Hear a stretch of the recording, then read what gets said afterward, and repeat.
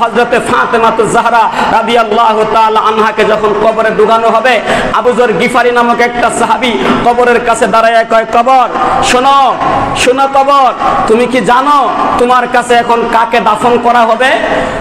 হে কবর, হুয়া সাইয়্যিদাতুন নিসাই আহলিল জান্নাহ, তোমার কাছে এখন যাকে দাফন করা হবে উনি হলো জান্নাতি মহিলাদের সর্দারনি। হুয়া ওয়ালিদুল হাসানাইন, তোমার কাছে এখন যাকে দাফন করা হবে ওই মহিলাটা হলো হাসান হুসাইনের মা। হুয়া জাওজাতু আলী, এ কবর, তোমার মাঝে এখন যাকে দাফন করা হবে উনি হলেন আলীর স্ত্রী। এই কবর, তুমি কি জানো তোমার মাঝে এখন এই রাতের গভীরে কাকে কবরস্থ করা হবে? হুয়া সাইয়্যিদাতু হুয়া বিনতু মুহাম্মদ, উনি হলেন মুহাম্মদের কন্যা। খবরদার কবর, এমন একটা মহিলা যার 4টা গুণ আছে। 1 নাম্বার গুণ, মহিলাটি জান্নাতি মহিলাদের সর্দারনি। 2 নাম্বার গুণ, মহিলাটি হাসান হুসাইনের মা। 3 নাম্বার গুণ, মহিলাটা আলীর স্ত্রী। 4 নাম্বার গুণ, মহিলাটি হলো মুহাম্মদের কন্যা। খবরদার এই কবর, তুই ওই আল্লাহর বান্দির সাথে দুরাচরণ করবি না, খবরদার করে দিলাম। কান খুলে আমার বক্তব্যটা শোন। আবু যর গিফারি বলেন, আমি যখন বক্তব্য দিয়ে দিলাম, আমার বক্তব্য কমপ্লিট হতে না হতেই আল্লাহর পক্ষ থেকে কবরের জবান খুলে গেছে। কবর ডাক দিয়া কয়, আয় মুর্দায়ে সদ সালা তুঝে ক্যা নেকি মালুম, আয় মুর্দায়ে সদ সালা তুঝে ক্যা নেকি মালুম। ওই আবু যর গিফারি, তুমি আমারে কি শিখাইতেছো, কি বক্তব্য আমাকে দিচ্ছ?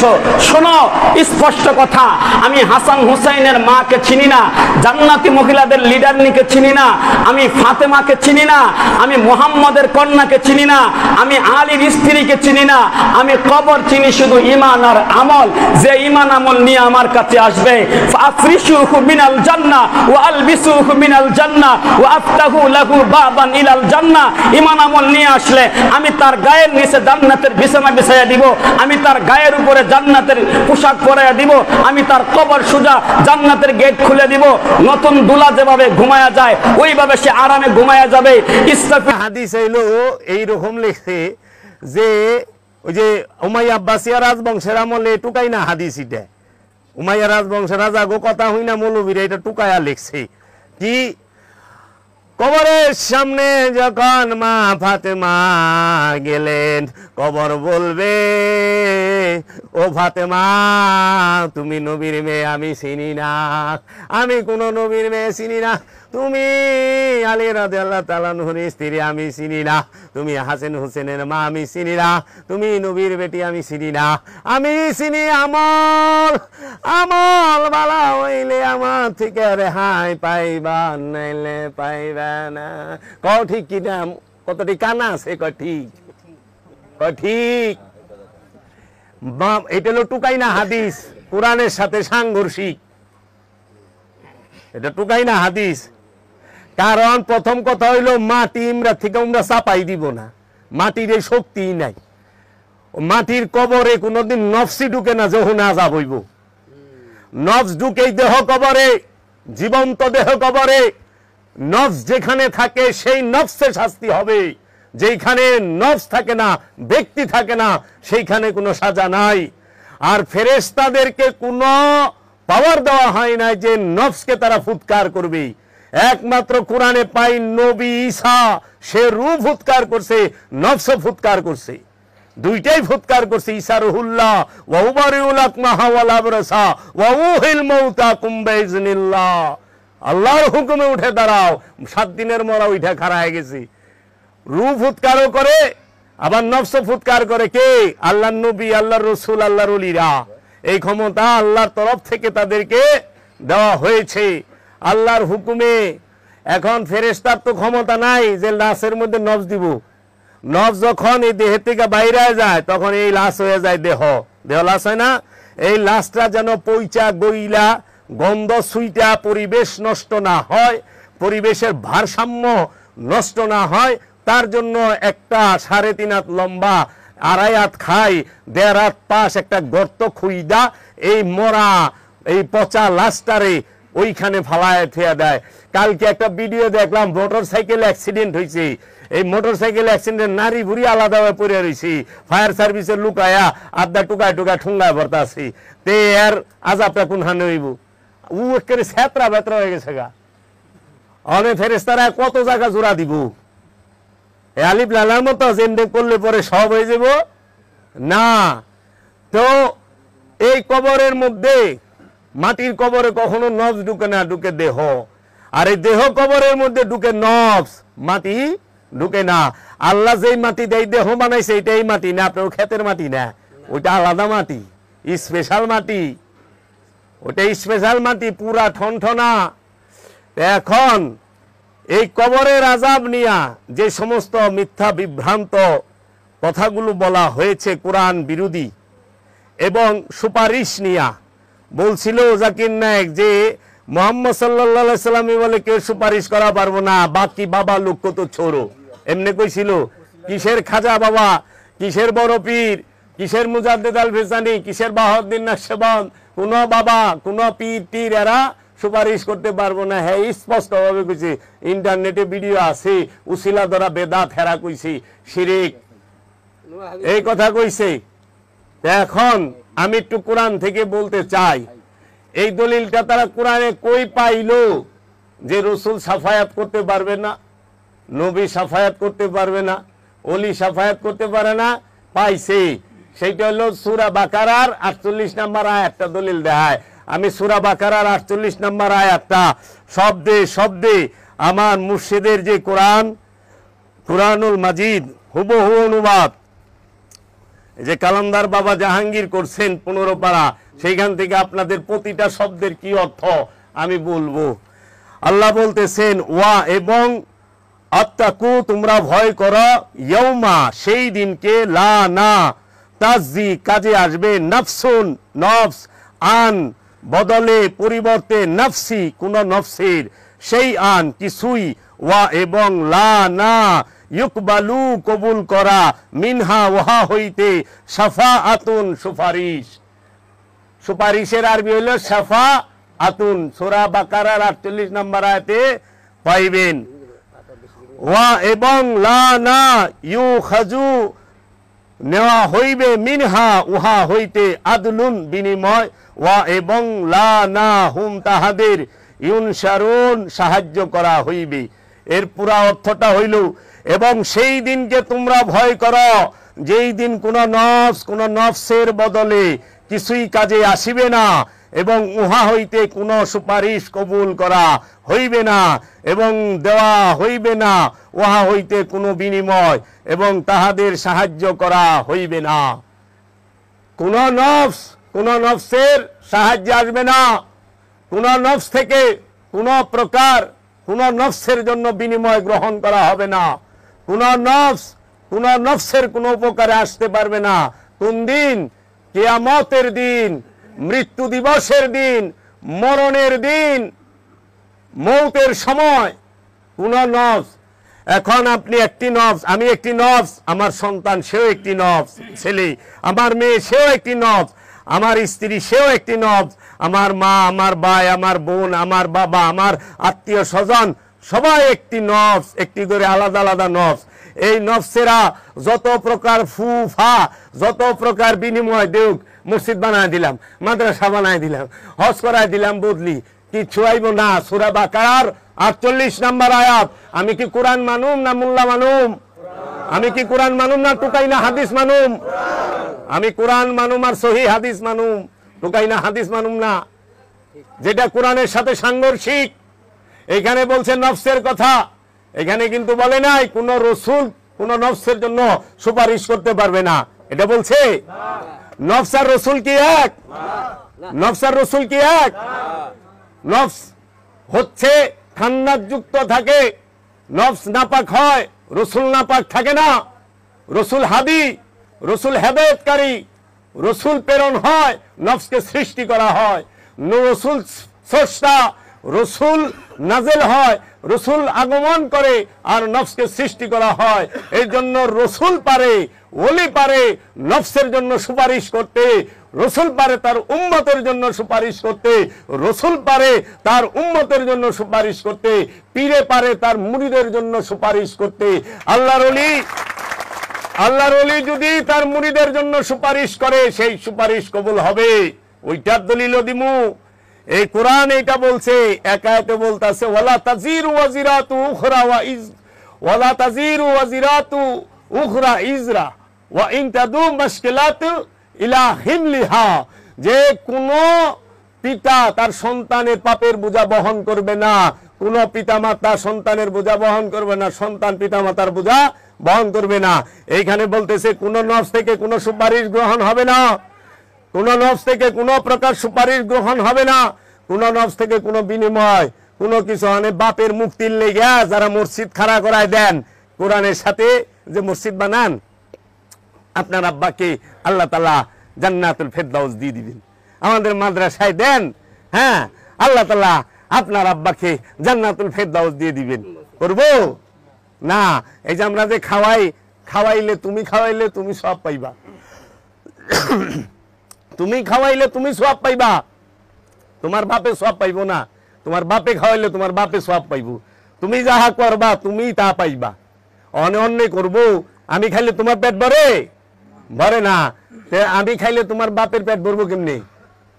ও বাবা, মৌলবী সাহেব দোয়া করলে বাপের কবরের রাজা বন্ধ হইব, কেরা কইল? মৌলবী যদি দোয়া করে তাইলে কবরের রাজা বন্ধ হইব, এইটা হেরা রাখছে। মসজিদ যদি দোয়া করে কবরের রাজা বন্ধ হইব, এইটা হেরা রাখছে। কিন্তু ওলি আল্লাহ সুপারিশ করা পারবো না, কই পাইল এই কথা? কোরআনে সূরা বাকারার 48 নম্বর আয়াত পড়বেন, পইরা দেখবেন যারা বাপ মার লেগা রুহে সওয়াব পাঠান। আমার মনে পড়ছে দুইটা জিনিস হইতে সাবধান থাকবেন। একটা হইল জেপি রুহে সওয়াব পাঠায়, জেপি রুহে সওয়াব পাঠায়, এবং বাপ দাদা বাপ মা মইরা গেছে হেগো কবরে সওয়াব পাঠায়। হ্যার থেকে 100 মাইল স্পিরিটে ইউটার্ন লইয়া যাইরা দৌড় দিবেন, ফুল স্পিরিটে বাইকা যাইবেন। ওটা পিন্ডা, ওটা কামেল না, ওটা ব্যবসায়ী, ওটা ঢঙ্গি। বাপ মার কবরে আবার সওয়াব পাঠায় কেমনে? কবরে সওয়াব দিয়ে কাম হইব? সওয়াব দেয়া নফস পবিত্র হয়? এই দাইমি সালাত দিয়া নফস পবিত্র হইব, সওয়াব দিয়া নফস জান্নাতে যাইব। কই পাইছ? এরা 2 রাকাত নামাজ পড়ছে আর একটু মিলাদ পড়ছে, পইরা হে মিলাদ আর নামাজের সওয়াব রে পার্সেল করে। আল্লাহ রাব্বুল আলামিন এটুক মদিনা শরীফে রাসূল সাল্লাল্লাহু আলাইহি সাল্লামের রূহ মুবারকে পৌঁছায়া দেন। নাউযুবিল্লাহি মিন যালিক। এক তো হইল পাপী দোয়া করতেছে রাসূলের লাগা, এইটা হলো সবচেয়ে বড় বেদবি। আর 2 নাম্বার হইলো নফসয়া রুহের সওয়াব পাঠাইতেছে। রুহ হইলো স্বয়ং আল্লাহ, আল্লাহর লাগা বান্দায় সওয়াব পাঠাইবার লইছে। শুনছেন? রুহ হইলো স্বয়ং আল্লাহ, অনেক মোল্লায় আল্লাহর লাগা দোয়া শুরু করছে। এখন থেকে ফুল স্পিরিটে বাইয়া যাইতে হইব।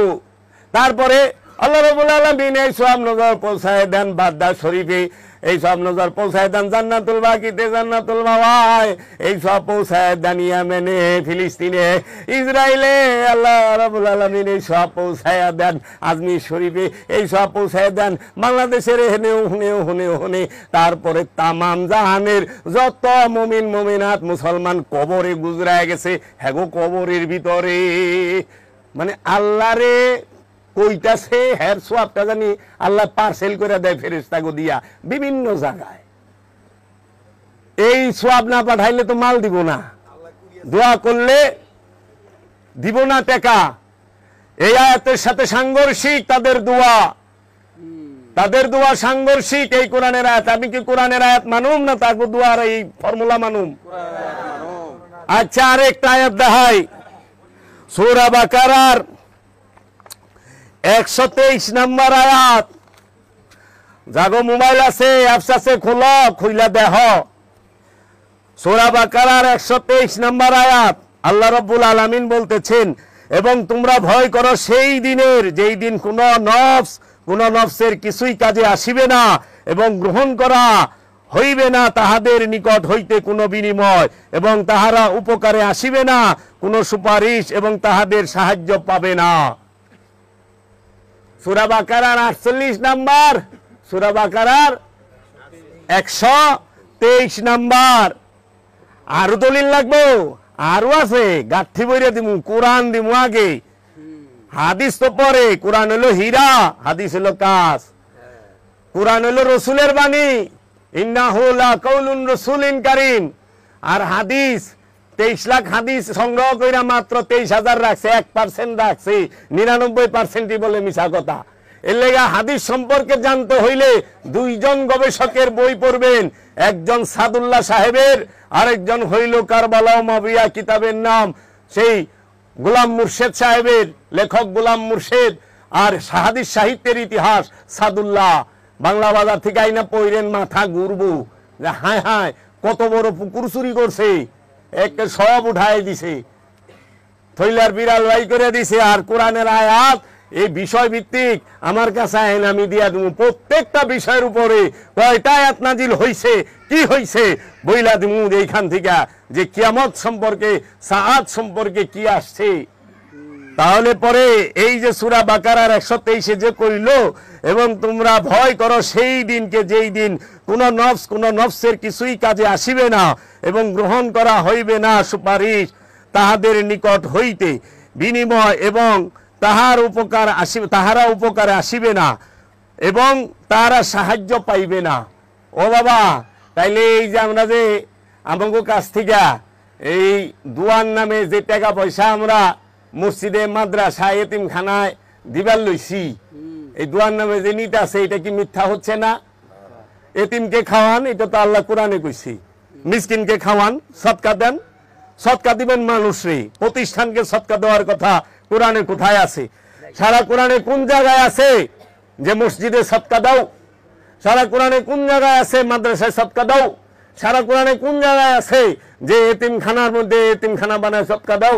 এতিম স্কুলে থাকে না, এতিম খালি মাদ্রাসায় থাকে, এতিম পরিবারে থাকে না, এতিম সমাজে থাকে না, থাকে তো।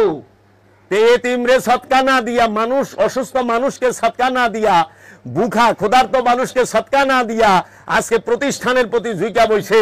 আমাদের এই মসজিদকে, মসজিদ কে গ্রামে গ্রামে অহনে প্রতিযোগিতা, যে ওই পিছে পূর্ব আমাদের পাশের গ্রামের মসজিদ এত চাকচিক্য, আমাদের মসজিদটা এখনো টাইলস হচ্ছে না, এই মানুষগুলো ভালো না, এইরকম প্রতিযোগিতা। কে কার থেকে কত চাকচিক্যময় মসজিদ করব এই চিন্তায়, কিন্তু কেউ তার হৃদয়ের মসজিদকে চাকচিক্যময় করতে চায় না। মসজিদ হইল কুরআন মসজিদ সম্পর্কে যতটি আয়াত নাজিল করছে, আল্লাহ বলছে তোমরা সালাত কায়েম করো, যাকাত আদায় করো, এবং তোমরা মসজিদ তৈরি করো। সালাত কায়েম এবং যাকাত আদায়ের পরে মসজিদ তৈরি করার লাগে।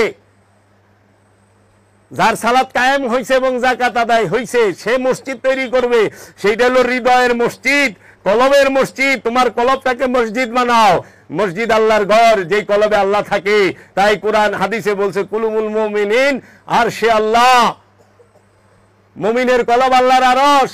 এইটার সাথে দলিল আছে কোরআনের, ওয়ানাহনু আকরাবু ইলাইহি মিন হাবলিল ওয়ারিদ। আমরা তোমার জীবন রোগের নিকটে অবস্থান করি। আল্লাহ যে মানুষের নিকটে থাকে, কোরআনে আল্লাহ বইলা দিছে, এবং আল্লাহ রসুল বইলা দিছে যে এই কলব হচ্ছে মুমিনের কলব, আল্লাহর আরশ, আল্লাহ রসুল বলছে।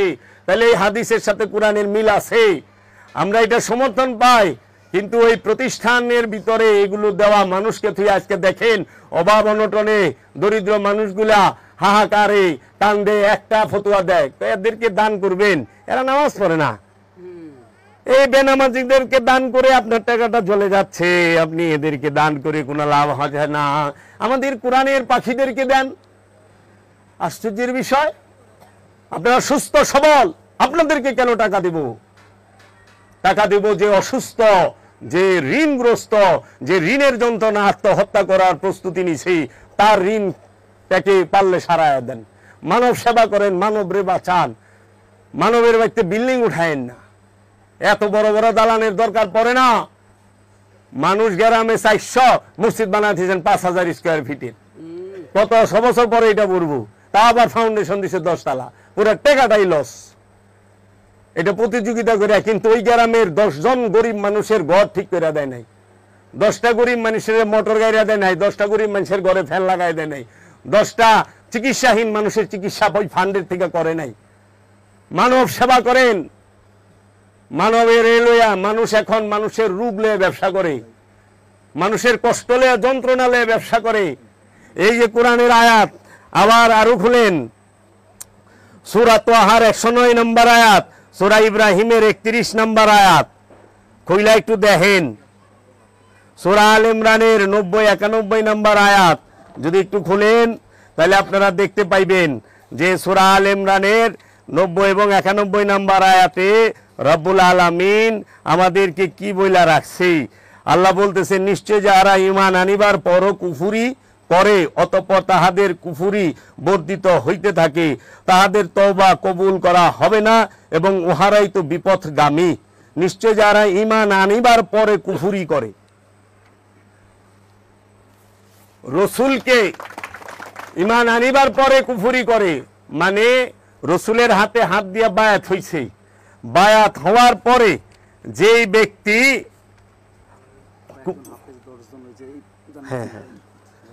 যেই ব্যক্তি ঈমান আনার পরে কুফরি করে, রসুলের কাছে বায়াত হওয়ার পরে আবার যায় রসুল অস্বীকার করে, আমি মুরিদ হইছিলাম মন যাই না, আমি মুরিদ হইছিলাম ওখানে যাই না, কামেললি থেকে খবর আছে। আপনারা বসেন না, আপনারা এরকম করতেছেন কেন? বসেন। এরা প্রচার করে মাদ্রাসা যদি আপনার ছেলেরে পড়ান, একটা হাফেজ বানাইলে 10 জন জান্নাতে বিনা হিসাবে লই যাব ক্ষমতা। আবার হাদিস কয় কলা কলা, আমাকে আজই শুনি অনেক কতটা হাসা হেরাই জানে, আল্লাহ ভালো জানে। কিন্তু আপনি খালি ইউটিউবে সার্চ দেন যে একজন হাফেজ হইলে সে কয়জন জান্নাতে নিয়ে পারবো, 10 জন দেখবেন ওয়াজ আছে। অনেক মানুষও কি করে, 4টে মেয়ে হয়েছে অনেক পোলা হয় না, লাস্টে মান্তি করছে, আমার যদি একটা পোলা হয় এটার হাফেজ জানাম, আল্লাহ রাস্তায় দিয়ে দেব। মানে একজন হাফেজ যদি 10 জন নিয়ে পারে, হ্যাঁ খালি আরবিটা মুখস্থ করছে, খালি আরবি ভাষাটা কোরআনের আরবিটা মুখস্থ করছে, বাংলাটা জানে না, অর্থটা জানে না, অর্থ জানে না, শুধু এইটা মুখস্থ করছে। কই রে 10 জন লয়ে দেব। আর যিনি কোরআন দিছেন, আল্লাহর রসুল রাহমাতাল লিল আলামিন মুহাম্মদ সাল্লাল্লাহু আলাইহি ওয়াসাল্লাম, যিনি কোরআন দিছেন, যিনি হাদিস দিছেন, যিনি নামাজ দিছেন, যিনি হজ দিছেন, যিনি রোজা দিছেন, যিনি যাকাত দিছেন, যিনি সমস্ত কিছু দিছেন, যিনি শরীয়ত তরিকত হাকিকত মারেফত সমস্ত কিছু দিছেন, যিনি আত্মপরিচয় দান করে গেছেন, হ্যাঁ বলে সুপারিশ করা পারবে না, কিন্তু একজন হাফেজ সাহেব 10 জন লয়ে যাই পারবো। শুনছেন? মানুষের মাথা ব্রেন ওয়াশ করে আলাইছে তো। আবার কি আরবি একটা শব্দ যদি উচ্চারণ করেন, একটা অ্যালফাবেট, একটা হরফ উচ্চারণ করলে 10 নেকি, আলিফ 10 নেকি, বা 10 নেকি, তা 10 নেকি, সা 10 নেকি, হা খ দাল জাল 29 হরফ পাঠ করবেন, 290 নেকি আইব, 290 নেকি। আচ্ছা, মানে আপনি সরয় নিজের ভাষা বাংলা ভাষা সরয় নেকি নাই, 1 নেকিও নাই। আলিফ করলে 10 নেকি, সরয় করলে কোনো নেকি নাই, ক নেকি নাই, সরায়া রস্যই দীর্ঘই রস্যু দীর্ঘ এ ওই উ ও নেকি নাই, 1 নেকিও নাই। কিন্তু আলিফ বা তা সা কইলে 1-এর 10টা করে নেকি হইব। আচ্ছা দিই তো ক নেকি নাই, হুজুর খ কোনো নাকি নাই, গ তাই নাকি নাই, গ কোনো নাকি নাই। আচ্ছা তাহলে এ নাকি নাই, B C D E F G H কোনো নাকি নাই। তাইলে আরবি ভাষার অ্যালফাবেট পাঠ করলে শুধু 10টা করে নাকি দিব একটা অ্যালফাবেটে, একটা অক্ষরে আরবির। কিন্তু বাংলার একটা অক্ষর যদি পাঠ করেন 1 নেকি নাই, উর্দুর একটা অক্ষর পাঠ করবেন 1 নেকিও নাই, আপনি ফার্সির একটা হরফ উচ্চারণ করবেন 1টা নেকি নাই, আপনি ইংরেজির একটা হরফ উচ্চারণ করবেন কোনো নেকি নাই, তামিলের হরফ উচ্চারণ করবেন ওটা তো আরো বিনাশ অবস্থা। কি কয় ফেরেশ তারাই বুঝে না ওরা ছাড়া। এই যে অবস্থা আমাদের মাথা ওয়াশ করে ফেলাইছে। কই পাইলো এটা যে আরবি হরফ একটা উচ্চারণ করলে 10 নেকি? এটা কি আল্লাহ কইছে কোরআনে? এটা আল্লাহর হাবিব হাদিসে কইতে পারে? যদি বইলা থাকে তাইলে আমাদের উপরে কি বৈষম্য হয় নাই? আমরা কোন দোষ করছি যে আমাদেরকে বাংলা ভাষায় পাঠাইলো, আমরা সারাটা জীবন 60-70 বছর 80 বছর কথা কইলাম, একটা নেকি হইলো না। আর আরবিয়ানরা যা কয় তাতেই নেকি, কারণ প্রতিটা হরফ তো আরবি। যা কয় তাই নাকি? হ্যাঁ, এখন বাঙালি কি হয় জানে? বাঙালির কি অবস্থা? দেশে যদি আরবি লেখা দেখে না, ওটার করে কি সুম্মা দেয় ফালাইছে। ওখানে সৌদি আরব গেছে, সৌদি আনবো যে জুতা, ওই কোম্পানির নাম তো আরবিতে লেখা। এই জুতা দোহাই দিব না, আরবিতে লেখা। জুতার প্যাকেট হেটার মধ্যে আরবিতে লেখা অমুক সুজ। আমাদের এরকম ওই যে জাম কেস এরকম লেখা থাকে না, লোটো ফটো যা কত কিছু কেস লেখা থাকে, অনেক সুজ, অমুক সুজ তমুক সুজ, কত সুজ থাকে, অ্যাপেক্স বাটা এরকম থাকে না, ওরকম আরবিতে লেখা। আর এই জুতাই ফিনবো না। কি অবস্থা, মরুভূমিতে যাওয়া পারে না। আবার গেছে অনেক পেপার তো সব আরবিতে, পায়খানার মধ্যে হাম্মাম এটা আরবিতে লেখা, পায়খানার আরবি হাম্মাম, তার আরবিতে লেখা, ও তার ডুববো না আরবি না, এটা ঠিক হয় নাই। অনেক সবাই দিয়ে পেপার পাশার তলে দিয়া পার্কে বয়ে রয়েছে। এই যে আমি সৌদি আরবে ঘুরে আইছি, পেপার সব আরবি তো পাশার তলে দিয়ে বয়ে রয়েছে। কি রে, বাংলাদেশে সুমায় উঠাই আর এই দেশে দিহি, আরে সব আরবি তো সুমায় উঠায় না, কোরআনের একটি আয়াত সেইটা সুমা দিয়ে উঠায়। অনে আরবে না বুঝে হেলো তারবি কইছে, তাহলে তো আবু জাহেল কোনো গুনাইয়া নাই। আল্লাহর ভাষা আরবিতে জিজ্ঞাসি মৌলভী সাহেব শয়তানের ভাষা কি? শয়তান যে আল্লাহর লগে কথা কইলো, উসজুদুল আদামা, আল্লাহ কইলো উসজুদুল আদামা, হে ফেরেশতারা আদমকে সিজদা করো। সবাই সিজদা দিল ইল্লা ইবলিস, ইবলিস দিল না। ইবলিসে জিগাইলো কে তোরে বারণ করলো? ইবলিস কইলো আনা খায়রুম মিনহুম, আমি আদম হইতে উত্তম। এটা আরবিতেই কইছে, আনা ও আরবি, খায়রুম এটাও আরবি, মিনহুম এটাও আরবি। তো শয়তানের ভাষাও তো দিহি আরবি। আল্লাহর ভাষা আরবি, রসুলের ভাষা আরবি, শয়তানের ভাষা কি? বাংলা।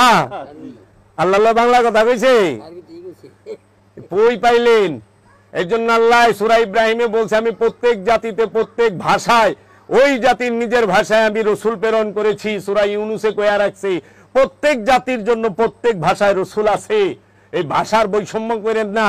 যদি আল্লাহ আরবি বুঝে আর অন্য ভাষা না বুঝে, ফেরেশতারা খেলে আরবি বুঝে আর অন্য ভাষা না বুঝে, তাহলে আমাকে গ্রামের একদম গাউয়া লোক যে নাকি টিপসই, হ্যার উত্তর ফেরেশতারা বুঝবো না, আর ফেরেশতার প্রশ্ন ওই চাচাই বুঝবো না। কারণ ফেরেশতা তো কবরে আরবিতে জিগাইব, মানে হ্যাঁ তো আরবি জানেই না, বাংলায় ঠিক মতো লেখা পারে না, পড়া পারে না, আরবি কই থেকে কইব? এইগুলা আমাদেরকে ব্রেন ওয়াশ কইরা আমাদেরকে ধর্ম থেকে অনেক দূরে, দর্শন থেকে রাইখা দিছে। আমাদের ধর্মীয় অনুভূতি বেশি, ধর্মীয় জ্ঞান কম। আমাদের বাংলাদেশে বাঙালি মানুষের ধর্মীয় অনুভূতিটা বেশি, ধর্মীয় জ্ঞান একদম জিরো। এর জন্য মানুষ যেন এই আরবির উপরে এত জোর না দিয়া নিজের ভাষায় কোরআনটাকে বুঝে। আল্লাহর রসুল যদি বাংলার জমিনে আহে, আল্লাহর রসুল সে দেখা আরবি ভাষায় কোরআন কথা বলছে। কোরআন আরবি না, কোরআনের ভাষা আরবি। কোরআন হলো নূর, এই কোরআন হলো নূর, কোরআনের ভাষা আরবি। এই কোরআন যদি বাংলার জমিনে থাকে তো ওই কোরআনের ভাষা বাংলা হবে। এই জন্য প্রত্যেক জাতিতে প্রত্যেক দেশে আছে একজন হাফেজ। কোনদিনও একটারে না নিজে যায় পারবো কিনা সন্দেহ আছে। এই কোরআনের এই সূরা বাকারার 48 এবং 123 নম্বর আয়াত অনুযায়ী। কারণ ওই নফস নিজে চিন্তা করতে হইব, এর সুপারিশে এর বাপ মা যাইব না। মুখস্থ কইরে এত তাপ, মুখস্থ কইরে এত তাপ। আজকে পীর ধরা ফরজ, এটাকে অস্বীকার করে ওহাবি খারিজিরা। আজকে মিলাদ পাঠ করা, দুরুদ পাঠ করা, কিয়াম করা ফরজ, আল্লাহর হুকুম, অস্বীকার করে। কিন্তু তারাবি খতম, তারাবি পড়া, এইটারে দূরবিন্দা খুঁজা বাইর করে চান দেহার যে বাইনুকুলার সেইটা দিয়া যে কোন হাদিসে এটার দলিল আছে। আবার যদি আমরা ওই ঈদে মিলাদুন নবী করি, কই ভাইলা হাদিসের দলিল, হাদিস দেখাইলে কয় কি ওইটা জয়ীফ। আর হেরা একখান হাদিস টুকায় বাইর করছে, ওইটাই খতম তারাবির মধ্যে খাড়ায় আল্লাহর সামনে কি কইতাছেন, এই আয়াতটাই তো পড়তাছেন।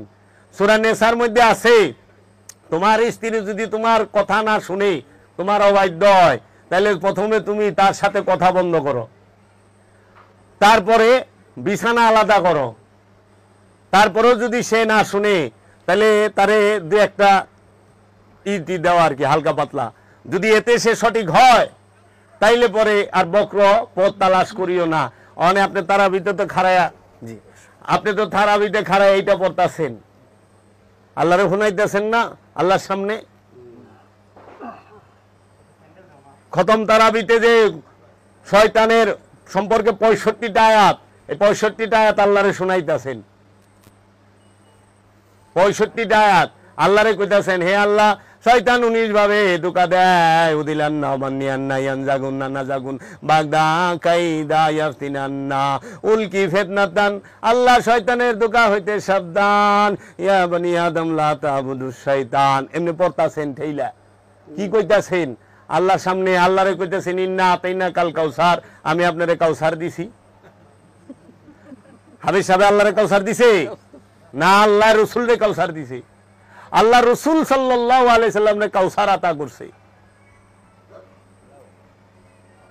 আবার আল্লাহরে কইতেছে আপনি বলেন কুল আউযু বিরাব্বিন নাস, আমি মানুষের রবের কাছে আশ্রয় চাই, মালিকিন নাস, যিনি এই মানব জাতির মালিক, ইলাহিন নাস, যিনি মানুষের ইলা, মানব জাতির ইলা, মিন শাররিল ওয়াসওয়াসিল খান্নাস, আমি শয়তানের কুমন্ত্রণা হইতে, খান্নাসের কুমন্ত্রণা হইতে মুক্তি চাই। আল্লাযী ইউওয়াসউইসু ফি সুদুরিন নাস, আল্লাহরে শুনাইতেছে খাড়ায়া। একটু চিন্তা করবেন কি কোন প্রার্থনার আয়াত অনেক আছে, অনেক প্রার্থনার আয়াত আছে। রবের কাছে করবেন প্রার্থনা। এই জন্যই যে আমরা মুনাজাতে কোনোদিন কেউ রুহে সওয়াব পাঠাই না, কারণ রুহে সওয়াব পাঠানি এটা কোরআন বিরোধী কুফরি আকীদা, এটা কোরআন বিরোধী কুফরি আকীদা। রসুলকে রুহের সওয়াব পাঠানো মানে আল্লাহর জন্য সওয়াব পাঠানো, রুকে হুকুম দেওয়া মানে আল্লাহকে হুকুম দেওয়া। রু পাপ কাজ করে এইটা চিন্তা করা মানে আল্লাহ পাপ কাজ করে, নাউজুবিল্লাহি মিন যালিক। এই রু সম্পর্কে ধারণাই নাই, এই নফস সম্পর্কে ধারণা নাই। এর জন্য ওই যে দেখেন না মানুষ মারা গেলে 40 করে 4 দিন করে খরচ, এই 40 4 দিন যারা করে পিতা মাতার নামে মনে করে যে এই 40 4 দিন খাওয়াইলে আমার বাপ মায় তাহার কবরের আযাব মাফ হয়ে যাইব, জান্নাতে যাইব গা। এই জিনিসটা যারা এই ধারণা রাখে তারা ভুল ধারণার মধ্যেই আছে। মানুষকে খাওয়ানো মহা সওয়াবের কাজ, কিন্তু এই ধারণায় না, হ্যাঁ আপনি খাওয়াইছেন আপনি পাইবেন সওয়াব। যতটি মানুষ খাইছে এই মানুষগুলো যদি আপনার জন্য দোয়া করে অবশ্যই দয়ালের দরবারে কবুল হবে। এর জন্য মানুষরে খাওয়ান, মানুষের সেবা করলে আল্লাহ সেবা পায়। কিন্তু এই বিনিময়ে না যে আমার বাপের কবরের আযাব বন্ধ, এর লেগে নিজের খরচ নিজে কইরা যায়েন, এই চিন্তা রাখেন না যে বাবা আমি মরে গেলে পোলাপানরে কইেন না যে তোরা এই খরচ করিস না, নিজের খরচ নিজে। মানুষ সবাইরে দাওয়াত দিয়ে খাওয়াইবেন, খাওয়ায় কইবেন তোমরা আমার একটু দোয়া কইরো, দয়াল জানি আমারে হেদায়েত দেয়, দয়াল জানি আমারে ভালো রাখে, দয়াল জানি আমার নফসটাকে মুতমাইন করে, শান্ত করে। নিজের খরচটা নিজে কইরা যায়েন। পোলায় নামাজ পড়লে আপনার কোনোদিন সওয়াব হইব না, আবার হেরা সৎকার মধ্যে লাগাই দিছে যে খালি একটা মসজিদ বানান জান্নাতে আপনার জন্য ঘর হয়ে যাইব। আল্লাহ কোরআনে কইতেছে নফস, পবিত্র নফস ছাড়া জান্নাতে যাইব না। আর মোল্লায় ব্যবসার লেগে কইবার লইছে একটা মসজিদ বানাইলেই হ্যাঁ জান্নাতি। এই যে আমার সামনে বই রয়েছে 3 মসজিদ দিছে এরা, তো ফুল ফ্যামিলি জান্নাত রেজিস্ট্রি হয়ে গেছে। মাহাল হাফেজ আছে আমার 10 জন লেগে ওটাই না। আমি মাওলানার ছেলে, আমার বাবা মাওলানা, আমার বাবা কারি এবং প্রখ্যাত আলেম। আমার বাবার আরবি হাতের লেখা যদি কেউ দেহে টাস্কি খেয়ে দেবো, ছাপার অক্ষর এতই নেই যে আমার বাবার ছাত্র হেন বই রয়েছে। আমার বাবার ছাত্র 6000-এর উপরে ছাত্র আমার বাবার। আমার বাবা কত সুন্দরভাবে যে কোরআনের শিক্ষা দিত। আমার মামা হাফেজ, আমিও 19 পাড়ার হাফেজ। তাইলে আমাকে আবার ঠেকায় গেরা অনেক হেরা কই কি আপনি তো বন্ড বন্ড। হ্যাঁ কয় কি হেরাই কইতাছে হাফেজ আর মাওলানা নাইলে হেরা স্বর্গে। আর আমরা তো রেজিস্টার কি তো আমার বাবা কবরস্থান প্রতিষ্ঠা করছি। আমার বাবার কথায় মাদ্রাসা প্রতিষ্ঠা করে দিছে, ব্যবসা করে নাই। মাদ্রাসা করেন শিক্ষা দেবার জন্য, ব্যবসার জন্য না। অবশ্যই মাদ্রাসা করবেন, কিন্তু শিক্ষা দিবেন সেটা কি ইলমে তাসাউফের শিক্ষা, দ্বীনের শিক্ষা। আগের দিনে মাদ্রাসা থেকে আল্লাহর ওলি বাইরেই তো বাংলাদেশের প্রখ্যাত যারা ওলি বেশিরভাগই মাদ্রাসার আলেম। আর এখন অলি বাইরায় না, কে রে মাদ্রাসা থেকে ফার্সি ভাষা কেসিদা কাইটা উঠাই দিছে। পৃথিবীতে এলমে তাসাউফের উপরে যত কিতাব আছে সব ফার্সি ভাষায়। মক্তবাতে খাজা ফার্সি ভাষায়, দিওয়ানে মঈনুদ্দিন ফার্সি ভাষায়, দিওয়ানে বোয়ালি শাহ কালান্দার ফার্সি ভাষায়, দিওয়ানে শামসেদ তাবরিজ ফার্সি ভাষায়, মসনবী শরীফ ফার্সি ভাষায়, ইহিয়া উলুমুদ্দিন ফার্সি ভাষায়, ফতুহাতে মক্কি ফার্সি ভাষায়, গাউসে পাক আব্দুল কাদের জিলানির যত কিতাব আছে সব ফার্সি ভাষায়। তো ফার্সি ভাষা যদি চর্চা না করি, ফার্সি ভাষা যদি পড়তে না পারি, তাহলে ইলমে তাসাউফ বুঝুম কই থেকে? এখন ওহাবিরা সব আরবি ভাষায় আর বাংলায় করে। ওই ইমুন মৌলবীর নাম কয় হারিকেন দাও খুঁজা পাই না। এই যে সালাবিরা এর ইমুন মৌলবীর নাম কয়। এত বড় বড় জ্ঞানী কই থেকে বাইরে এলো? রসুলের জমানায় আরবে আরবি লেখনের লোক আসিল না, এরাই কয়। 2-4 জন ছাড়া আসিল। এত বড় বড় কিতাব কইতে লিখলেন। ইরান আগে থেকেই শিক্ষিত, মিশর আগে থেকেই শিক্ষিত। একটু খুঁজলে দেখেন ভারতবর্ষ আগে থেকেই শিক্ষা দীক্ষায় উন্নত। আমাদের এই অখণ্ড ভারত, আমরা আমাদের একটা ঐতিহ্য আছে। প্রত্যেকটা দেশের প্রত্যেকটা ভাষার এক একটা ঐতিহ্য, পোশাক আশাকের ভিন্নতা, খাবার দাবারের ভিন্নতা আছে, সংস্কৃতি আছে। আর নিজের সংস্কৃতিকে লালন করেন, নিজের ঐতিহ্যকে ধরে রাখেন, নিজেদের ঐতিহ্যকে, নিজেদের সংস্কৃতিকে। অন্য দেশের সংস্কৃতি রসুলরে মানবার কইছে। রসুল একজন না, সারা জগতে অগণিত রসুল। কোরআনে বর্ণিত একজন রসুল শুধু আরবিতে কথা বলছে, সেইটা হলো হযরত মুহাম্মদ সাল্লাল্লাহু আলাইহি ওয়াসাল্লাম। ঈসা নবীর ভাষা আরবি নয়, হিব্রু। মুসা নবীর ভাষা আরবি নয়, নূহ নবীর ভাষা আরবি নয়। আদম নবীর ভাষা কি জানি না। তো কোরআনে বর্ণিত 25 জন নবীর মধ্যে একজন নবী আরবি ভাষায় কথা কইল, মহানবী। তাইলে অখণ্ড ভারতে কি কোনো রসুল আইল না? এখন নয়, কোরআনের অনুবাদ পাওয়া যায়, কোরআন লিখিত ভাবে পাওয়া যায়। আজ থেকে 1000 বছর আগে আরবের অবস্থা কি ছিল? কোরআনে একটা সূরা আছে, সূরা মাউন, আরাইতাল্লাযী ইউকাযযিবু বিদ্দীন ফাযালিকাল্লাযী ইয়াদউল ইয়াতীম ওয়ালা ইয়াহুদ্দু আলা তুআমিল মিসকিন। আল্লাহ বলতেছে, আরাইতাল্লাযী ইউকাযযিবু বিদ্দীন, তুমি কি সেই ব্যক্তিকে দেখেছো যে দিন হইতে সর্বপ্রথম বাদ? কে সে? যে এতিমের হক মাইরা খায়। দিন থেকে সর্বপ্রথম বাদ যে এতিমের হক মাইরা খায়। এই এতিম কোন এতিম? এই এতিম কি বাপ মা মইরা গেছে যে পোলাপানের, সেই এতিমের কথা আল্লাহ কইছে? যদি সেই এতিমের কথা আল্লাহ কয়, তাহলে পরে মহানবীর আগে কি কেউ বাপ মা মরে নাই? মহানবীর আগে কি কেউ বাপ মা মরে নাই? মহানবীর আবির্ভাবের আগে, মহানবীর বাবা মা ওফাত নেবার আগে কি কাহারো বাবা মা মরে নাই? ওই সময় এই সূরা নাজিল হইল না কেন? ঈসা নবীর আমলে নাজিল হইল না কেন? মুসা নবীর আমলে নাজিল হইল না কেন? ওই সময় কি কেউ বাপ মা মরে নাই? এই বাপ মা মরলে এতিম হয়, এটা হলো মেজাজি এতিম, আনুষ্ঠানিক এতিম। আসল এতিম হইল আল্লাহর নবী এবং রাসূলুল্লাহ, আল্লাহর ওলিরা। এর জন্য ওই সময়ে যখন মহানবীর বাবার সম্পত্তি, মহানবীর সম্পত্তি জোর দখল কইরা নিছে, মহানবীর সম্পত্তি নিয়ে নিছে কবজায়, তখন এই আয়াত নাজিল হয়। একটু খেয়াল কইরা দেখবেন, মহানবীকে মক্কা থেকে লুরায়া খেদায় দেয় মক্কার গুন্ডারা, কাফেরেরা। দেয় নাই? হিজরত করে নাই 52 বছর বয়সে মহানবী। তাহলে মহানবীর বাড়ি ঘর কার কাছে রাখছিল? এমনি পড়া ছিল না দখল করে লয়ে গেছিল? দখল করে লয়ে গেছিল। মক্কা বিজয়ের সময় আবার ওগুলা ফেরত পায়। মহানবী বাড়ি ঘর দখল করছে, এই জন্য আল্লাহ কোরআনের আয়াত নাজিল করছে, আরাইতাল্লাযী ইউকাযযিবু বিদ্দীন ফাযালিকাল্লাযী ইয়াদউল ইয়াতীম। ওই ব্যক্তি দিন থেকে সর্বপ্রথম বাদ যে এতিমের হক মাইরা খায়, সেই এতিম হল আল্লাহর হাবিব মুহাম্মদ সাল্লাল্লাহু আলাইহি ওয়াসাল্লাম, যার সম্পদ ওই সময়ের মক্কার এই গুন্ডা কাফেরেরা আত্মসাৎ করছিল, জবরদখল কইরা নিয়ে আনিছিল। এই জন্য নবীর সম্পদ টান দিলে আল্লাহ আয়াত নাজিল করে। আমাগো জায়গাও তো চাচাই ঠিক মতো দেয় নাই, আল্লাহ তো একটা আয়াত নাজিল করলো না। আপনার মামু আপনার মার সম্পদ দেয় না, আল্লাহ আয়াত নাজিল করছে? আমার চাচা আমার ফুবুর সম্পদ দেয় নাই, আল্লাহ আয়াত নাজিল করছে? আমার স্বাস্থ্য ভাইয়ারা আমার 2 হাত খায় হালাইছে, আল্লাহ আয়াত নাজিল করছে। 40 বছর হয়ে গেল, অহন্তরি একটা আয়াত নাজিল হইল না। বাপে চলে গেছে 16 বছর, অহন্তরি একটা আয়াত নাজিল হইল না। আর আল্লাহর হাবিবের সম্পদ ধরার সাথে সাথে আল্লাহ সূরা নাজিল করে দিয়েছে, সূরা মাউন। বাবা বসেন, সূরা মাউন নাজিল করছে। ও বাবা, আপনাকে সম্পদ খাইলে আল্লাহর কিছু যায় হয় না, কিন্তু রসুলের সম্পদ খাইলে আল্লাহর অনেক কিছু লাগে। এর লেগে আল্লাহ বরদাস্ত করে না, থাপা দিয়া ধইরা ভালায়। এর জন্য আপনার সম্পদ খাইলে আপনার রসুলের লাগবে, রসুল থাপা দিয়া ধরবো। এর লেগে আমার দয়াল মুর্শেদ বাবা জাহাঙ্গীর কইতো, এই বাড়ি আমার না দয়াল সুরেশ্বরীর, এই বাড়ি আমার না দয়াল সুরেশ্বরীর।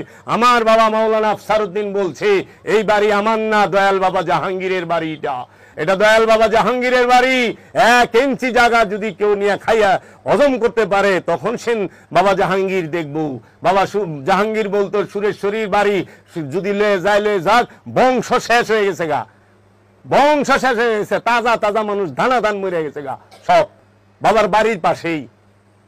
অহনে টের পাইছি যে আমরা বাবা জাহাঙ্গীরের সম্পদ আত্মসাৎ কইরা আমরা সুখে নাই। যাগর লেগে সম্পদ আত্মসাৎ করছে, হ্যাঁ গৈতান্দা লয়ে গেছে। আপনি তো সম্পদ জামাইবেন পোলার লেগে, পোলাটাই খায়া লাইব। পোলার লেগে মেয়ের লেগে সম্পদ জমাইবে না, ওইটাই খায়া লাইব। যাই হোক, রসুলের লগে বাহাদুরি, রসুলের লগে বাহাদুরি চলে না। রসুল সর্বময় ক্ষমতার অধিকারী। মুহাম্মদ সাল্লাল্লাহু আলাইহি ওয়াসাল্লাম যদি ইচ্ছা করত, ওই মক্কাকে পাল্টায় দিতে পারত, উল্টায় দিব মুহাম্মদ সাল্লাল্লাহু আলাইহি ওয়াসাল্লাম এই ক্ষমতা। কারণ যিনি জমিন থেকে আসমানের চন্দ্র 2 টুকরা করতে পারে, সে কি জমিন রে পাল্টায় দিতে পারতো না? পারে, পারে আল্লাহর হাবিবে। কিন্তু ওই যে বংশরে দয়া করছে যে তোরা হারামি, তাতে কি, আমি তো রাহমাতাল লিল আলামিন, আমি তো দয়ালু। আল্লাহর রসুল ছাড় দেয়, ছাইরা দেয় না। আল্লাহ রসুল ধৈর্য ধরে, ধৈর্যকে দুর্বলতা যেন মনে না করে। আল্লাহ রসুল চোখ ঘুরায় লইলে জীবন টান্দা লয়ে লইব। যখন রূহ নাজেল হয় নফসের উপরে, ওই রূহ লক্ষ লক্ষ নফসকে এক মুহূর্তে টাইন আনতে পারে। এটা হইল খাজা বাবা ওই রূহের তাওয়াজ্জুতে 92 লক্ষ মুসলমান বানাইছে। কোরআন হাদিস হেফজু করে না, ওই রুহের তাওয়াজ্জুতে রূহ স্বয়ং স্রষ্টা। এই স্রষ্টা যখন এই নফসগুলোকে টানছে, সব নফস আইসা পড়ছে। যদি এই স্রষ্টা ইচ্ছা করত, সবাইকে মুসলমান করতে পারত। এর জন্য আল্লাহ বলছে, আমি যদি ইচ্ছা করি, আমি যদি ইচ্ছা করি, এক মুহূর্তের মধ্যে সকল মানুষগুলাকে এক উম্মত করতে পারি। ওয়ালা ইয়াজালুনা মুখতালাফি, না না, আমি কখনোই করি না ইখতিলাফ করার জন্য, পরীক্ষা করার জন্য। আল্লাহ পরীক্ষা করার জন্য রাইখা দেয়, ভাগে ভাগে ভাগ কইরা। আল্লাহ ইচ্ছা করলে এক মুহূর্তের মধ্যে, ওয়ালাউ শা রাব্বুকুম লাযারান্নাসা উম্মাতাও ওয়াহিদাতা ওয়ালা ইয়াজালুনা মুখতালাফি। আমি আল্লাহ যদি ইচ্ছা করি, এক মুহূর্তের মধ্যে সমস্ত জগতের মানুষগুলাকে মুসলমান করে ফেলতে পারি, এক উম্মত করে ফেলতে পারি। কিন্তু কখনোই না, না না, আমি ভাগে ভাগে রাখিয়া দেই পরীক্ষা করার জন্য। আমরা সবাই পরীক্ষার্থী। রসুলের সম্পদ মাইরা খাইলে আল্লাহ সূরা নাজিল করে, রসুলরে কষ্ট দিলে আল্লাহ সূরা নাজিল করে। রসুলরে যদি কেউ জাদুগির কয়, আল্লাহ সূরা আয়াত নাজিল করে। তোমাদের সাহেব সে জাদুগ্রস্ত নয়, তোমাদের সাহেব ওমা সাহেবুকুম বিমাজনুনিন, তোমাদের সাহেব জিনগ্রস্ত নয়, তোমাদের সাহেব পাগল নয়, সাহেব রসুল। এর জন্য বাবা রে, রসুল বুঝেন, ওলি বুঝেন। এরা সারা জীবন রসুলের বিরোধিতা করছে, অলির বিরোধিতা করছে। এতিম হইল আল্লাহর ওলিরা। যারা এতিম কাকে বলে? যে নফস দুনিয়া থেকে মুখ ফিরায় নিছে, দুনিয়া থেকে, দুনিয়ার ক্ষমতা সয় সম্পদ থেকে মুখ ফিরায় নিছে, আল্লাহর মহান নূরের মাঝে ফানা হয়ে গেছে, সেই এতিম। এই এতিমকে আল্লাহ সাহায্য করার কথা কইছে। ওই যে রাস্তায় খাড়ায় রয়েছে, ওই যে ইয়ের মধ্যে একটা জায়গায় বই, হ্যাঁ গো না, আল্লাহর ওলি এতিম। এই এতিমকে খাবার দিতে বলছে, এতিমকে সাহায্য সহযোগিতা করতে বলছে। যাও আমার ওলি যে, তাকে ধন সম্পদ তার কদমে লুটাই দিয়া হ, তার সেবা কইরা হ, তারে খাওয়ায়া হ, তারে পোশাক দিয়া হ। এগুলো হইলো আল্লাহর হুকুম, আল্লাহ রসুলে। এর জন্য সাহাবায়ে কেরাম তাদের সম্পদ দিয়া দিছে, তাদের পোশাক দিয়ে দিছে, তাদের জীবন দিয়ে দিছে, সব দিয়ে দিছে। ও বাবা, এতিমকে সাহায্য না কইরা অনেক মেজাজি এতিমের পিছে ছুটলে অনেক দি যারা নিয়ে এতিমখানা খুললে হয়েছে হেরা গাড়ি লয়ে ঘুরে। কিরে, এতিমখানা খুলছেন আপনি, আপনি থাকবেন সবচেয়ে বড় কাঙ্গালি। আপনার ভাই বিল্ডিং উঠে কেমনি? কারণ আপনি তো এগো আনছেন, এগো খাওয়াইবেন, খাওয়াইতে হয়তো শেষ হয়ে যাবেন না, আপনি দি মোটাটা যাওয়েন। কি গো, আমরা মসজিদের কারবার জানি, মাদ্রাসা কারবার জানি, কারণ এই ঘরানার মানুষ। 5 কোটি টাকা যদি মসজিদের ফান্ডে থাকে, সভাপতি, সেক্রেটারি আর কেশিয়ার অনেলে মারামারি লেগে যায় কেন? এই 3 জনে মিলা ওই টাকা দেয়, ব্যবসা বাণিজ্য করে আঙ্গুল ফুলা বট গাছ হয়। টাকা মাইরা খায় না, পরে আবার দিয়া দেয়, কিন্তু বিনা সুদে বিনা লাভে টাকাটা তো পাইল। জায়গা কিনা হালায় ঢাকা শহরে, কিনা দানাদান বাড়ি খাড়া করায় দিছে। একটা পোলা কোনো মতো সৌদি পাঠায়, কৌশল করে কয় পোলা মাসে 5 লাখ টাকা বেতন পায়। কয় কি বাবা বেছে নাকি? হ্যাঁ, 5 লাখ টাকা বেতন পায়, কি চাকরি করে? আসলে না, এহেনকার মাল ওহনে নিয়া আগে একটা প্লট কিনে, কারণ হ্যাঁ জানে 20 বছরের মধ্যে কেউ ওই মসজিদের আর সভাপতি সেক্রেটারি হয়ে পারবো না, আমি থাকুন। 20 বছরের মধ্যে আস্তে আস্তে টাকা দিয়ে দিব। আমরা এই হিস্টোরি দেখছি, নাম কই তুমি একবারই, আমরা মানুষ চিনি, পাগল খেপায় লাভ নাই। আমরা জানি কয়েকশো কোটি টাকা থাকে বড় বড় মসজিদ মাদ্রাসাগুলায়, দরবারগুলোর মধ্যে কোটি কোটি টাকা থাকে, থাকে না? ফকিরের সম্পদ থাকে, ফকিরের সম্পদ সব ট্রাস্টের জন্য, জনগণের জন্য। বাবা জাহাঙ্গীরের বাড়ি যায় দেহগা, এই 8তলা বিল্ডিং সব খাইলা, যে যেমনি ছায়া হইবার লইছে, খাইবার লইছে, বইবার লইছে, কোনো টাকা লাগে না, পয়সা লাগে না, টিকিট লাগে না, কিচ্ছু লাগে না, ফুল ফ্রি স্টুডেন্টশিপ। আবার এই নরসিংদী নৌকাঘাটা স্কুলে যাইবেন, ফুল ফ্রি, 4 আনা পয়সা দেওয়ার লাগে না। নিজে খাওয়ানোর টাকা লইয়া যায় সাধনা কইরা হ, 1 টাকাও দেওয়ার লাগবো না। আর যদি টাকা না থাকে, যায় পায়ে পড়ো যে দয়াল সাধনা করবার চাই, টাকার অভাবে করা পারি না, দয়ালে কয় যা আমি দিমুনি তুই কর। এলে বাবা জাহাঙ্গীর বিশ্ব ওলি নাম দেওয়া পারলো না, ফকুরনি দরবার শরীফ নাম দিল।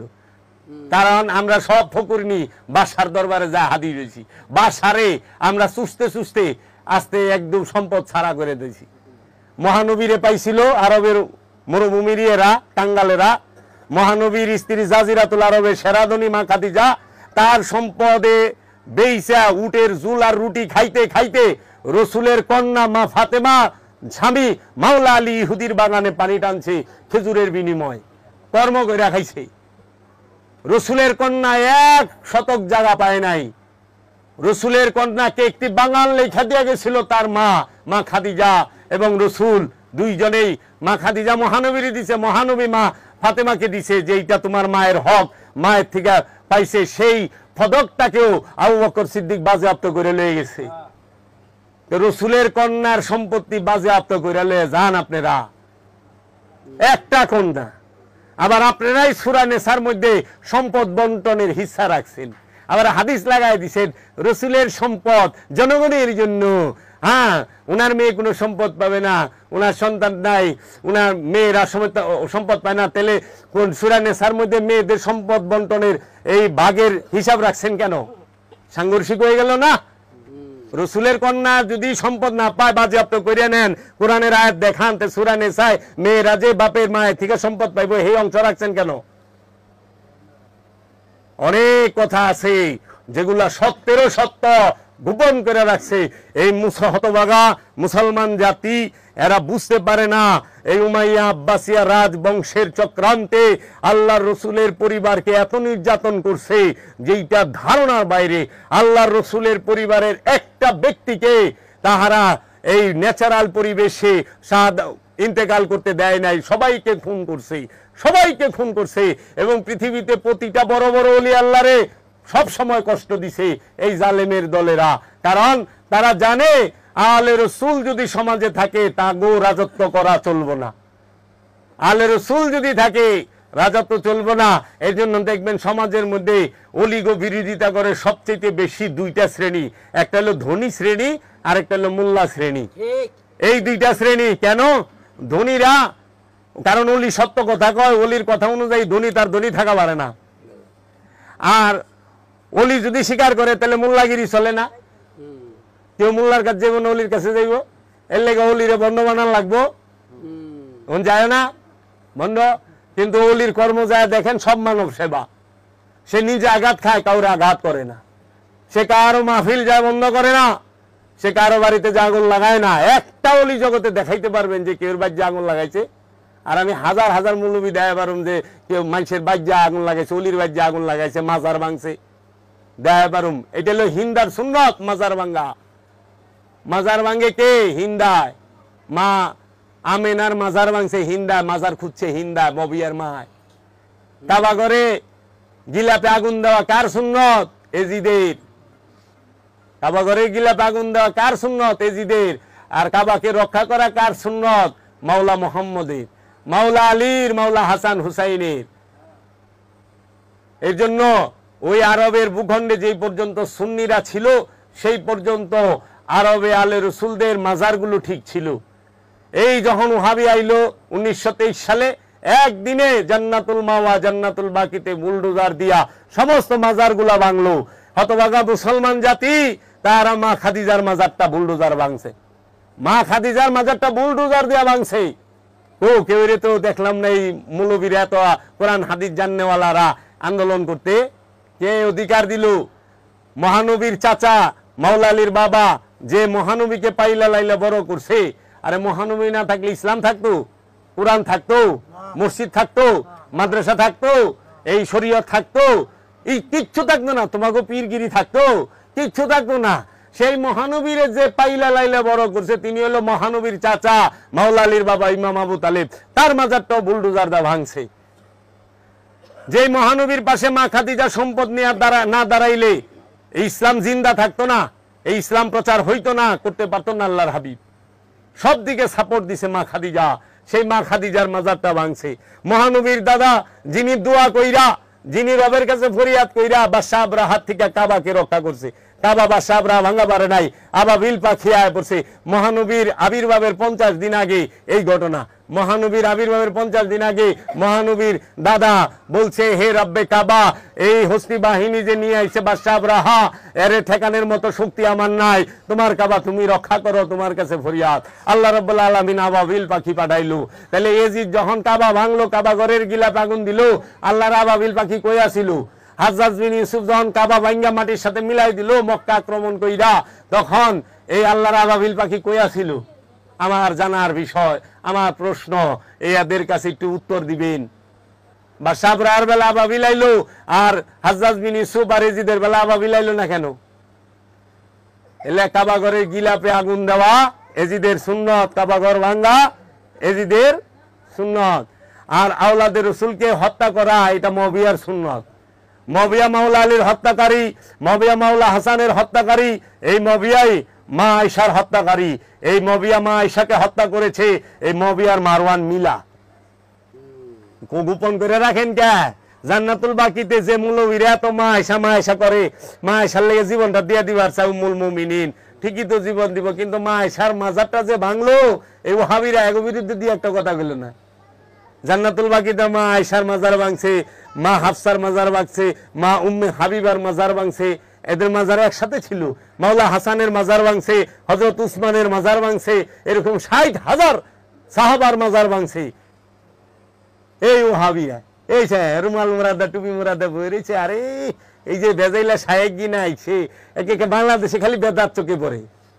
এখন তো ইমন গজব হইছে, এই দিন শুনি ঈদের দিন কোলাকুলি করা এটা বলে বেদাত, বিনাশ করছে।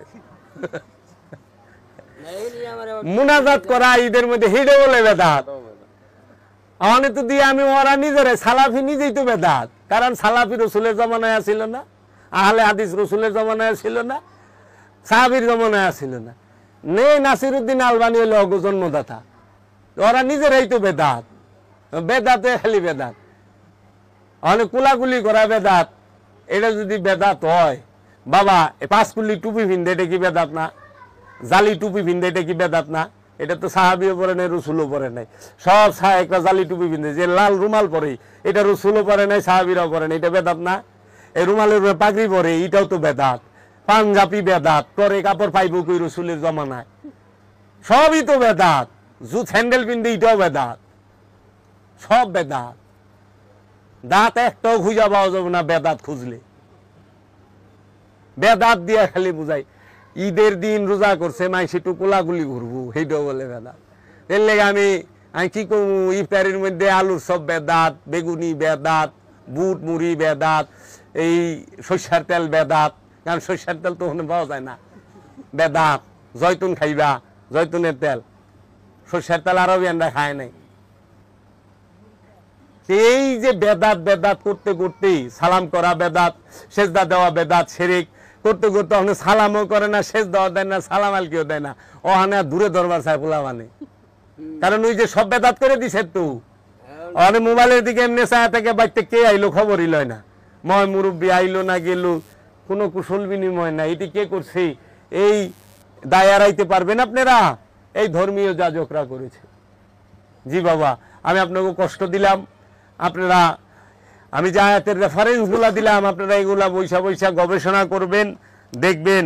আপনারা এই কোরআনুল মাজিদটা পড়বেন, বাবা জাহাঙ্গীরের লিখিত, এইটার মধ্যে অনেক কিছু পাবেন। আমি কিয়ামত সম্পর্কে আলোচনা করুম, এগুলা নিয়ে বিস্তারিত আলোচনা করুম। এই মারেফতের গোপন কথা কিতাবটা পড়বেন বাবা জাহাঙ্গীরের, পইরা দেখেন, যদি ভালো না লাগে ফালাই দিবেন। আপনার তো জোর করা হয় নাই, আমার কথা ভালো লাগে না ফালাই দেন। আপনি একটু গবেষণা করেন, আপনি একটু খোঁজ করেন, আমি যে কথাগুলো বলছি এটি কি অথেন্টিক কিনা, এগুলা কি যুক্তিগত কিনা। নিজের ইমান আরেক জায়গায় ব্যাংকে, নিজের টাকা আমরা ব্যাংকে জমা রাখি, আমাকে নিজের ইমান আমরা কই জমা রাখি? মৌলভী সাহেবের কাছে। নিজের ইমান নিজের কাছে জমা নাই।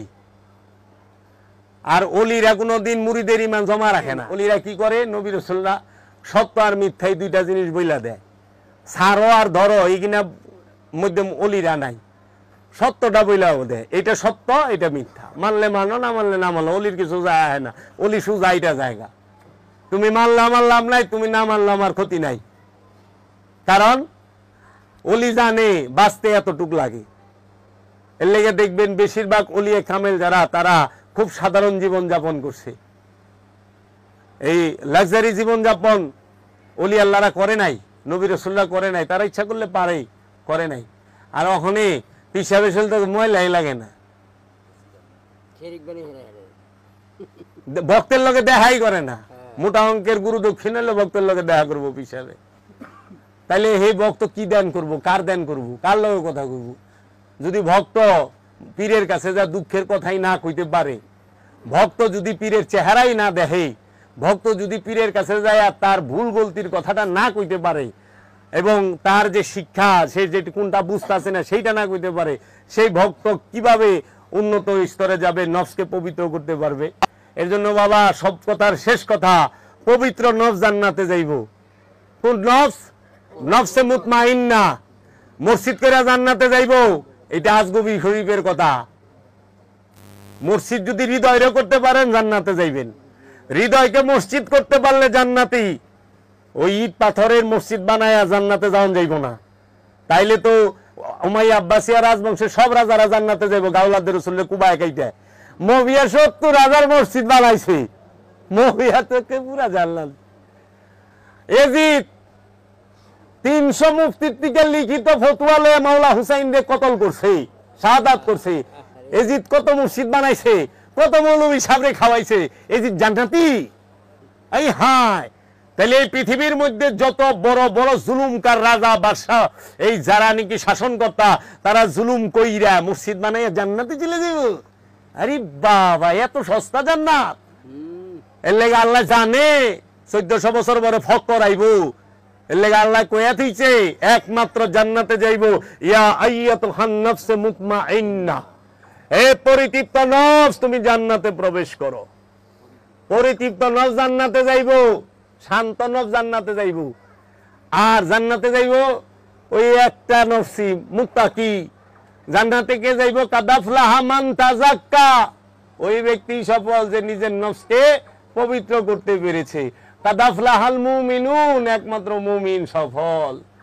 মুমিন সফল যে নফসকে পবিত্র করতে পারছে, সে সফল। জান্নাতি হলো নফসে মুতমাইন্না, এই মুতমাইন্না নফস জান্নাতে যাইব। জান্নাতে যাইব মুত্তাকি, চিরস্থায়ী জান্নাতে। এর জন্য